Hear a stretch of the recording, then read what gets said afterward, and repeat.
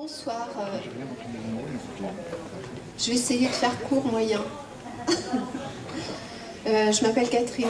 Je crois qu'on est d'accord avec un constat concernant le poids énorme de la financiarisation de l'économie qui est dans une spirale capitaliste qui nous mène droit dans le mur et avec la crise environnementale, la finitude de la planète et de ses ressources.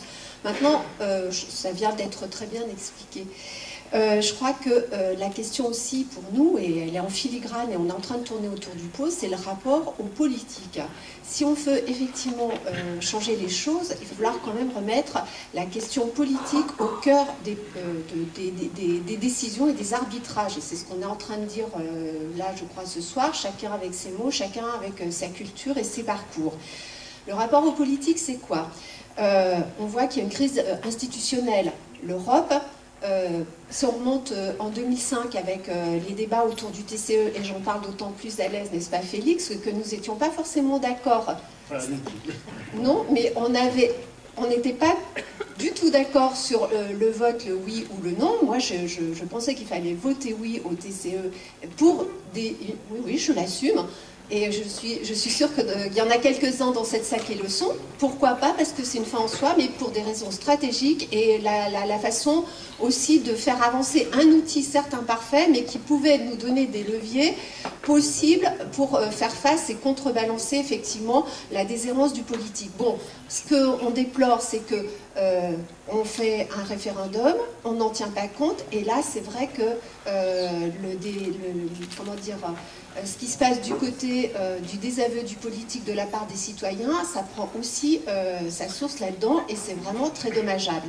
Alors donc on a une crise des institutions au niveau européen, je viens de le dire, donc le TCE, la question de la BCE qui doit être vraiment, le rôle de la BCE qui doit vraiment être mis au débat, mais en France, je voudrais aussi quand même souligner quelque chose, c'est que l'hyper-présidentialisation du régime est en train de nous pourrir aussi, hein, parce que ce qui se passe aussi dans les médias par rapport à ça et qui est relayé auprès du grand public, pour éviter de rentrer dans la complexité des débats, de la crise sociale, de la crise environnementale, de la crise économique, ça va être les petites phrases autour des personnes. La campagne a démarré au printemps dernier de façon extrêmement glauque, extrêmement pourrie. Je ne veux absolument pas citer quelques événements parce que ce n'est pas à la hauteur de notre débat. Donc, pour les prochains mois, qu'est-ce qui va être intéressant aussi de discuter? C'est les propositions de réformes réellement institutionnelles qui remettent de la démocratie à tous les échelons du politique. La question de la proportionnelle pour avoir une réelle représentation de la diversité de ce pays.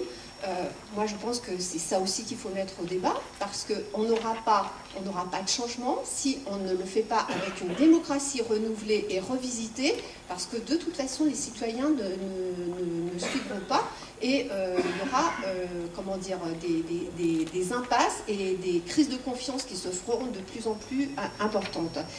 Et donc, on ne changera pas, on ne créera pas les conditions d'une réelle alternative. Alors après, qu'est-ce que sera le spectre politique si on n'a pas aussi ces questions-là à mettre au débat.